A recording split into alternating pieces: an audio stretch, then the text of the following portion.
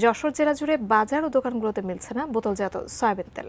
বিস্তারিত জানাতে নোয়াপাড়া বাজার থেকে যুক্ত হচ্ছেন আমাদের প্রতিনিধি নজরুল ইসলাম মল্লিক। মল্লিক, সয়াবিন তেল পাওয়া যাচ্ছে না, আসলে কি কারণ বলেছেন কিনা বিক্রেতারা? আছি যশোরের একটি বাজারে। বিশেষ করে বোতল জাতীয় তেলের চরম সংকট দেখা দিয়েছে। আমরা কথা বলতে এসেছি দোকানীদের সঙ্গে। আমরা কথা বলে যেটা জানতে পেরেছি যে এই সংকটের কারণ হিসেবে তারা যেটা আমাদেরকে বলেছেন, তেলের সঙ্গে আরও 10টি আইটেম নিতে হবে, পণ্য নিতে হবে ডিলারদের কাছ থেকে।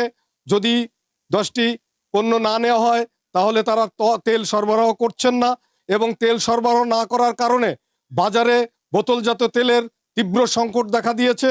এবং তীব্র সংকটের কারণে দোকানিরা যখন ক্রেতারা তেল নিতে আসছেন তখন তেল না পাওয়ার কারণে দোকানিদের সঙ্গে ক্রেতাদের চরম বাকবিতণ্ডা হচ্ছে এবং ঝগড়া লাগছে আমরা লক্ষ্য করেছি।